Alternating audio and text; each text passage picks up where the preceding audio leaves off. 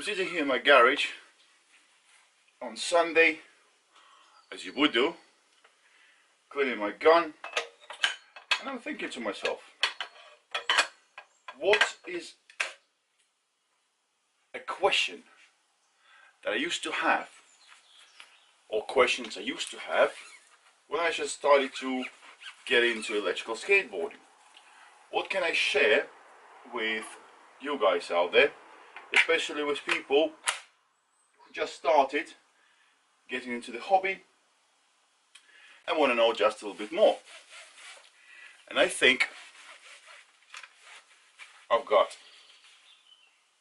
a good subject for Did You Know 03. So guys, I have two boards here. Yes, there are different wheels and different bearings, but let's put that on the side for a moment. This video is not about the bearings. I got one separate on my channel if you want to take a look.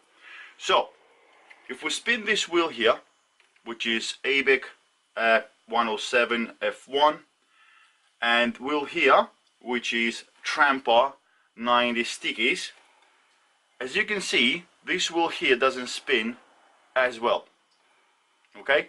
Yes, the bearings are different, but they're all good bearings. This one here is original Tramper bearings, and this one here is the Super Reds.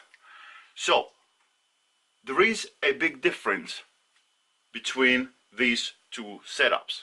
And this setup here has a perfect balance between the thickness of the bearings, also the depth of the bearing cup, and also the piece that goes in between. Did you know that there is a spacer that needs to go in between the bearings in your wheel? They come in different colors, different shapes, and different length and different thicknesses. And it's very important to get the right one so you don't have an issue like I have with this board here. With the perfectly balanced distances and the spacer, you can have the wheel nut pretty much that it cannot go no more, and the wheel will still spin nice and easily.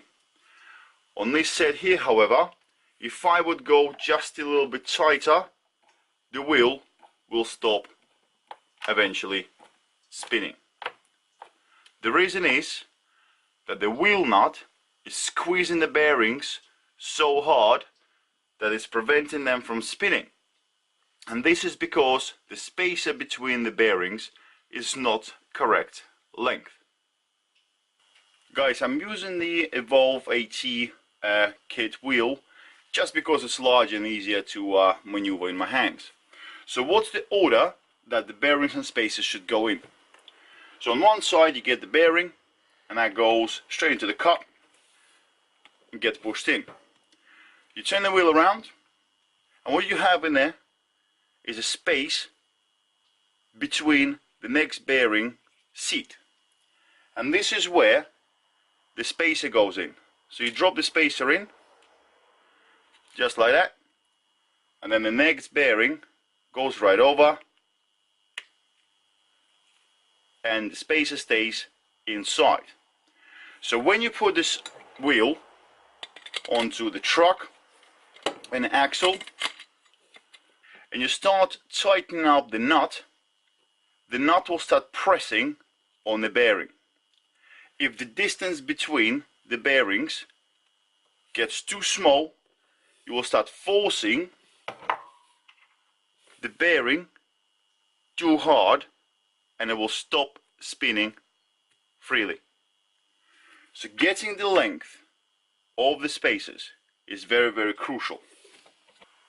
Depending on the manufacturer, there are some tolerances.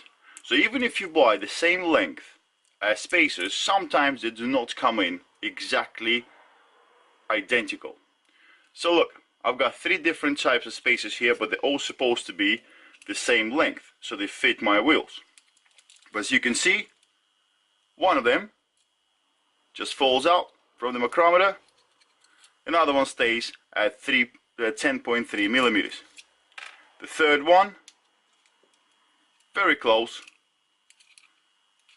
but still falls out. So which one of them is correct? I don't know.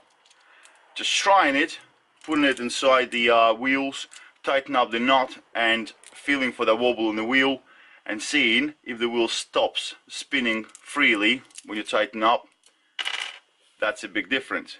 And you try this out, experience with different types and find the perfect one. I found something quite interesting on eBay and I decided to purchase it. This is a spacer, but it's got that thicker part in it. I was wondering to myself what the hell that was. Then I soon realized this is to stop that annoying situation when you chuck the spacer in your wheel and you're trying to put the next bearing on and the spacer just turns sideways, so it doesn't stand up. So what this one does is you drop it in and the wider part of it just keeps it nice and straight inside the wheel. And also when you're trying to put this wheel over your axle, the spacer is nicely centralized. I bet you guys know what I'm talking about. When you're trying to swap the wheels and the spacer falls down and covers the opening halfway through, you're trying to kind of wiggle it around, trying to get that spacer to go central. Sometimes what I do is I get like a screwdriver in there or something like that and centralize the spacer to catch the axle. This spacer here is actually quite handy for it because it keeps it nice and straight. So this is it guys for this video. Hopefully some of you will find this useful and you will get that nice balance between the bearings, the spacers, and actually we'll know the spacer has to go in between the bearings. Not every bearing company will send you the spacers with them. Sometimes you get just the bearings, so make sure you buy yourself some good quality spacers. You will have less trouble and much more wheel spin. Anyway, that's it guys, and as usual, ride safely.